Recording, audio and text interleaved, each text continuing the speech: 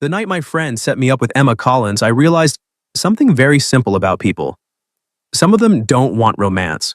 They want an audience. My name is Adam Reed. I'm 34, and by that point, I had been single long enough for everyone around me to treat it like a community problem. My sister sent me profiles. My coworkers made jokes. My friends gave speeches about getting back out there, like dating was a public service I had been neglecting. I wasn't bitter, just tired. I had gone through a quiet breakup the year before with a woman who loved the idea of a stable man until stability looked too much like normal life. No scandal, no betrayal, just two people slowly admitting they wanted different futures and pretending that made it painless. After that, I stayed away from dating for a while, not because I was broken, because I was finally peaceful. Then my friend Mark invited me to dinner. Small group, he said, nothing weird. That should have warned me. Nothing good has ever followed the phrase, nothing weird. The restaurant was one of those trendy downtown places where the lighting was low enough to hide regret, and the menu used too many adjectives for potatoes. When I walked in, Mark was already at the long table with his wife, two other couples, and one empty chair beside a woman I didn't know. She looked up when I arrived, and before anyone said a word, I saw the setup. Not because she did anything wrong, because the room did. That tiny shift people make when they think they're about to watch something interesting. The quick glances, the suppressed smiles. Mark's wife suddenly becoming very invested in her drink. One guy at the end of the table leaning back like he had bought a ticket. The woman beside the empty chair seemed to notice it too. Her name, I learned a second later, was Emma. She was around my age, maybe early 30s, with warm brown eyes, shoulder-length dark hair, and a navy dress that looked simple in the best way. She was plus size, yes, but that wasn't what stood out first. What stood out first was how still she was, not shy. Still. Like someone who had walked into a room, understood the temperature immediately, and decided not to give anyone the satisfaction of seeing her flinch. Mark stood too quickly. Adam, there he is. I gave him a look. Here I am. This is Emma, he said, gesturing like a game show host with a guilty conscience. Emma, Adam. Emma smiled politely. Hi. Hi, I said. Then Mark added, we thought you two might, hit it off. The table went too quiet. There it was. Not a date, a test. Maybe even a joke. I don't know what reaction they expected from me. Discomfort, probably. Some awkward laugh, a polite escape. Maybe they thought I'd be shallow enough to make them feel superior for noticing it. Instead, I pulled out the chair beside Emma and sat down. Good, I said, because I was hoping there'd be at least one person here I hadn't already heard tell the same three stories. Emma looked at me. Really looked. One corner of her mouth moved like she was trying very hard not to smile. Mark blinked. Wow, starting aggressive. You invited me to a surprise dinner with witnesses, I said. Aggressive feels appropriate. That got a couple of laughs, but they were nervous now. Good. Emma picked up her water glass and said, for the record, I also was told this was a normal dinner. I turned to her. So we were both lied to. Apparently. Strong foundation. Her smile came through this time. Small, sharp, beautiful. That was when I knew this evening might not go the way the room expected. For the first 20 minutes, people tried to behave normally and failed. Conversations kept detouring toward us, then away from us, like everyone wanted to check whether the chemistry experiment had exploded yet. Emma handled it with more grace than they deserved. She worked as a high school art teacher. She had once accidentally ordered 70 pounds of clay instead of 7 because the supplier's website was designed by a raccoon with Wi-Fi. She loved old bookstores, hated cilantro, and had an extremely specific theory that every bad first date could be identified by how a man treated the waiter in the first 10 minutes. That seems harsh, I said. It's generous, she replied. I used to give them 20. I laughed for real. Not polite. Laughter. Real laughter. The kind that made Mark glance over with an expression I couldn't read. Maybe confusion. Maybe disappointment. Maybe the uncomfortable realization that the person he thought would be the joke had become the most interesting person at the table. Then one of the husbands, Brad, opened his mouth and confirmed my lowest expectations. He leaned back grinning and said, So, Adam, be honest. Is Emma your usual type? The table froze. Emma's face didn't change much, but I saw her hand tighten around her fork. That was the moment, the one the night had been building toward. The moment where everyone found out what kind of man I was willing to be when a woman's dignity was on the table and people expected me to laugh along.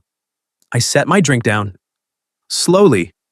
Then I looked at Brad and said, "No." The room went silent. Emma looked down. And before that silence could turn cruel, I finished. "She's smarter, warmer, and funnier than most women I've been lucky enough to sit beside." I turned slightly toward her, not performing, just making sure she heard me clearly. "So, if you're asking whether I usually get set up with someone this interesting, the answer is no." Nobody moved. Brad's grin died first. Mark's wife stared into her glass. Emma lifted her eyes to mine, and for 1 second, all the noise in the restaurant seemed to fall away. Then I looked back at Brad. "And if you were asking something else," I said calmly, "don't." That left the whole table speechless, exactly like the title promised. "But Emma?" Emma smiled, not the polite one from before, a real one. And then, with perfect calm, she said, "Well, that was unexpected." I picked up my menu. Good unexpected, or we should escape through the kitchen unexpected? She leaned closer, just slightly. "Ask me again after dessert." And for the first time all night, I forgot the room was watching. Dessert became the safest deadline I'd ever been given. Not because the room got easier, because Emma did. Once Brad's comment had been shut down, the table lost its appetite for cruelty and spent the next half hour pretending the whole thing had never happened. That was always the pattern with people like that. They loved a sharp moment until it required accountability. Emma didn't make it easy for them. She didn't storm out. She didn't shrink. She didn't reward anyone with visible damage. She simply turned toward me and started talking like the rest of the table had become background music. "So," she said, unfolding her napkin again, "what do you do when you're not rescuing blind dates from social experiments?" "I manage operations for a regional bookstore chain." Her eyes lit up. "You're kidding." "I rarely start with my most seductive fact, but yes. That is actually dangerously close to seductive," I laughed. "Books? Books, logistics, and access to staff recommendations? Please, that's a power combination." That was how we got from awkward setup to first real conversation. She asked good questions, not the job interview kind, the kind that made you reveal things by accident.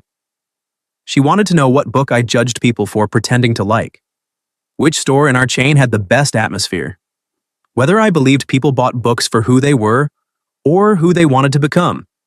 I told her both. She smiled like that answer pleased her. Then she told me about her students. Not in the heroic teacher way some people perform, but with real affection and frustration mixed together. One kid who only drew dragons but made them emotionally specific. One senior who had painted a portrait of her grandmother from memory and made the whole class go quiet. One freshman who kept hiding tiny cartoon frogs in every assignment like an artistic signature. By the time dessert menus came, I had forgotten half the table existed. That apparently bothered Mark. He leaned in with a forced grin and said, "Wow, you two are really hitting it off." Emma looked at him. "Was that not the plan?" His grin twitched.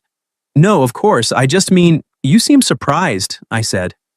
Mark looked at me. I held his gaze. Not angrily. Anger gives people too much drama to hide behind. Just steadily. He cleared his throat and looked away first. "Good." Emma noticed. Of course she did. When the waiter came, she ordered chocolate cake and 2 forks without asking me. I looked at her. Bold. Assumption. "You defended my honor. You've earned shared cake privileges." Is that the system? It is now. The cake arrived, and for a while the evening was almost normal. Better than normal, actually. She had a dry sense of humor that kept sneaking up on me. She made fun of herself without putting herself down, which was a difference I respected immediately. And every time I caught the table watching us, she seemed less embarrassed and more amused. Still, I could feel there was something under it. Something she was holding carefully. It came out after dinner. People started gathering coats, checking phones, splitting the bill with the emotional intensity of a treaty negotiation. Emma slipped her purse over her shoulder and said, "I'm going to get some air." I followed 2 minutes later after giving Mark a look that said our conversation was not over. She was outside under the restaurant awning, arms folded lightly, city light catching in her hair. She looked calm, too calm. I stopped beside her. "You okay?" She smiled without looking at me. "That question has become very popular tonight." "That's not an answer." "No." She looked at the sidewalk. "I'm okay. I'm also tired of being okay in rooms where people expect me not to be." That was a sentence with history behind it. I didn't rush into it. She glanced at me. "You handled Brad well?" "He made it easy." "No." Her voice softened.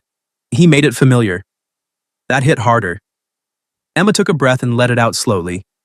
I knew what this was 5 minutes after I sat down. Maybe earlier. Mark's wife kept over smiling, and Brad looked like he was waiting for a reaction. I almost left. "Why didn't you?" She looked at me then. "Because you walked in." My chest tightened. Not because it was romantic, because it was trust given before I had earned much of it. "I thought," she continued, "maybe if you looked disappointed, I'd excuse myself, go home, and delete 3 phone numbers before midnight. And if I didn't? Then maybe dinner would be interesting." I smiled a little. "Was it?" She looked at me for one long second. "It became interesting." The door opened behind us. Mark stepped out, hands in his jacket pockets, wearing the uncomfortable face of a man who knew he needed to apologize but hoped the sidewalk might do it for him. "Hey," he said. "Adam, can I talk to you for a second?" Emma looked between us. "I can give you 2 space." "No," I said. "You can stay."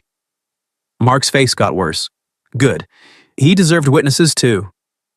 He rubbed the back of his neck. "Look, I didn't mean for anything to get awkward." Emma let out a quiet laugh. "That is an incredible sentence." Mark glanced at her, then back at me. "I just thought you two might be good for each other." "That part could be true," I said. "The problem is you invited us like people and watched us like entertainment." That landed. Mark looked down. "Brad was out of line," he muttered. "Yes," I said, "and everyone who sat there waiting to see what I'd do was right there with him." He didn't have an answer. Emma did. She stepped slightly forward and said, "For what it's worth, I don't need anyone punished. I just need fewer people confusing cruelty with honesty." Mark looked properly ashamed then. Finally. "I'm sorry," he said. Emma nodded once. Accepted, not erased. That sentence made me look at her again, because that was the kind of strength people miss when they're too busy judging what's easy to see. Mark went back inside after that, leaving us alone under the awning. For a moment, neither of us spoke. Then Emma looked at me and said, "You know, I had a speech ready." "For him?" "For the table, for all of them. It was very good, sharp, devastating, possibly too long." "What happened to it?" She smiled. "You ruined it." "I apologize." "No, you don't." "No," I admitted. "I really don't." Rain started lightly then, soft enough not to run from. Emma looked up at it, then back at me. "So," she said, "you asked earlier. Good unexpected or kitchen escape unexpected?" I tucked my hands into my jacket pockets and looked at her properly. Good unexpected. Her smile came slowly, warm this time. "Good," she said, "because I was hoping you'd ask me out without an audience." And just like that, the entire night stopped belonging to the people who set us up. I looked at Emma under the restaurant awning, rain softening the city lights behind her, and realized something uncomfortable. I hadn't wanted the night to end either.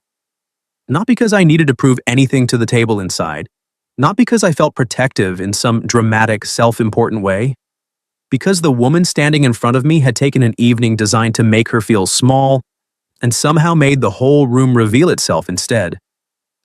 So I said, "Then I'm asking." Her eyebrows lifted. "That fast?" No audience, no committee, no one pretending this was their idea.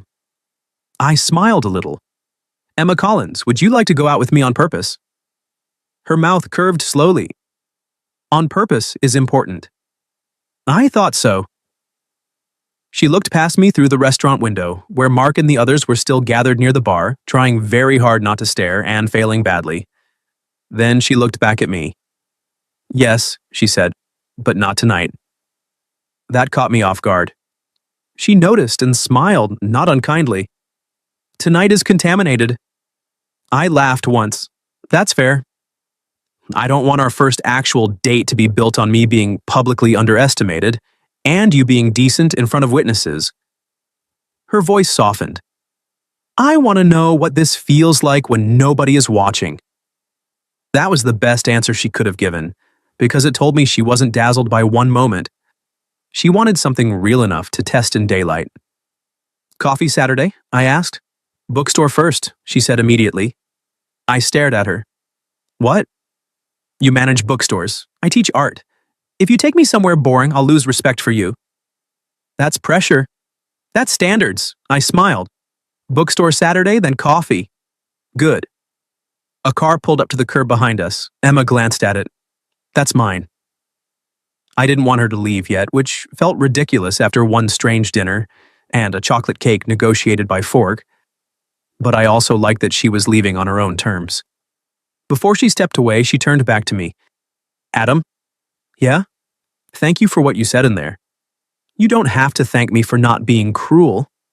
No, she said, but I can thank you for being precise. Then she got into the car and left me standing under the awning with rain on my jacket and the very strong sense that Mark had accidentally done one useful thing in his life. Saturday came slower than it should have. I spent Friday fielding 3 texts from Mark. I really didn't mean it that way. Brad was being Brad. You're mad, aren't you? I answered the last one. I'm disappointed. That's worse. He didn't respond after that. Good. Emma met me at the downtown branch at 11, wearing jeans, a rust-colored sweater, and a denim jacket with paint on one sleeve. Not styled, not trying too hard, just herself. That was the thing I noticed first. She looked comfortable in her own skin in a way the dinner table had tried and failed to disturb. Before we begin, she said, I judge people by what section they drift toward first. High stakes. Extremely. We spent 2 hours in that store. 2. She pulled books from shelves and told me which covers lied. I showed her the staff recommendation wall and explained how one 80-year-old regular could destroy our entire ordering strategy by recommending a mystery novel to half the neighborhood. She made me pick a poetry collection. I made her pick a cookbook. Neither of us bought the books we came in thinking we wanted. That felt like a sign. Afterward, we went to a small cafe around the corner, the kind with mismatched chairs and a window seat that made people accidentally honest. Halfway through coffee, Emma stirred her drink and said, Can I ask something awkward? Given our origin story, I think we're past normal. She smiled, then got serious. Did you feel like you had to defend me? I could have answered quickly. I didn't. No, I said. I felt like Brad tried to make you the punchline of a joke I didn't agree to hear. Her eyes stayed on mine. And if I had handled it myself, she asked, I would have enjoyed watching him suffer. That got her. A laugh, real and bright, warm enough to pull attention from the table behind us. Then she looked down at her cup. I'm used to people making assumptions before I've even opened my mouth. Men especially. She lifted her eyes again. So when you looked at me like I was simply the person sitting next to you, that mattered. Something in my chest tightened. You were, I said. Exactly. The date didn't end after coffee. It turned into a walk through the art supply store where she bought brushes and made me guess what each one was for. I failed with confidence. She respected the confidence, not the accuracy. By late afternoon, we were outside her apartment building, and neither of us had a clean reason to keep stretching the date except the obvious one. Emma held the bookstore bag against her side. So, she said, good unexpected? Better. Her smile softened. Then her phone buzzed. She glanced at it and her expression changed. Not fear. Fatigue. What? She turned the screen slightly, a text from Mark's wife. I heard you and Adam are actually going out. That's cute. Guess the setup worked after all. Emma stared at it for a second. Then she looked at me and said quietly, I really don't want them thinking they get credit for this. I looked at the message, then at her. They don't. Her eyes searched mine. No? No, they created a bad room. I stepped a little closer. You created everything worth staying for. The expression that crossed her face then was softer than anything I'd seen from her yet. Before either of us could say more, she slipped her phone into her pocket and whispered, "Then come upstairs for tea, Adam. I'm not ready for this date to be over." I went upstairs for tea. That sounds calmer than it felt. Emma's apartment was warm, bright, and full of things that made immediate sense once you knew her. Framed student artwork on one wall, stacks of sketchbooks on the coffee table, a blue ceramic bowl full of wrapped candies by the door, plants in every window, some thriving, some clearly surviving on optimism. She kicked off her shoes, set the bookstore bag on the counter, and said, "I need to warn you, my tea collection suggests I'm more emotionally stable than I am. I'll try not to be misled." Good. She made chamomile for herself and something with ginger for me, then carried both mugs to the couch. For a while, we didn't talk about the dinner, or Mark, or the text. We talked about normal things. Bad apartment plumbing. The best bookstore smell. Whether adults should be allowed to own more than one decorative blanket without being judged. Then she got quiet. I waited. Emma looked down at her mug and said, "The thing about being made into a joke is that people always expect you to appreciate when someone else stops the joke." I understood what she meant immediately. You don't want to be grateful for basic decency. Her eyes lifted to mine. Yes. You shouldn't have to be. That seemed to hit her harder than any compliment could have. She leaned back into the couch, one hand around the mug. "I liked what you did. I did. But I think I liked even more that you didn't treat me afterward like I was fragile." I smiled a little. "You did threaten to judge my bookstore performance. You needed pressure. I performed well. You did." The quiet after that was softer. Not empty. Full. Emma set her mug down. "Adam?" "Yeah?" "I'm not asking for a speech. I'm not asking for reassurance. I just want the truth." She looked at me directly. "Did tonight change how you saw me?" "Yes," I said. Her expression flickered. "So I finished before fear could fill in the wrong ending. It made me see you more clearly." She didn't move. "I already thought you were beautiful," I said, "but tonight I saw the way you hold your ground. The way you refuse to become bitter even when people hand you every reason. The way you can accept an apology without pretending the hurt never happened." I leaned slightly closer. "That changed how I saw you. It made me want to know you properly." Emma's eyes went bright, but she smiled through it. "That," she whispered, "was dangerously precise. I was told precision matters. It does." Then she kissed me. Not because I had rescued her. Not because the night had wounded her and I was convenient comfort. It felt like a choice. Clear, warm, and entirely hers. When we pulled apart, she laughed softly and touched her forehead to mine for half a second. "What?" I asked. "I was trying not to kiss you until the second date." "How'd that plan go?" "Poorly. I'm honored. You should be." The second date happened 3 days later. No audience, no setup, no awkward table full of people waiting for a reaction. Just us in a small Italian place where the waiter brought extra bread, and Emma drew tiny cartoon frogs on the paper napkin while telling me about a student who had finally submitted a painting after months of saying he wasn't an art person.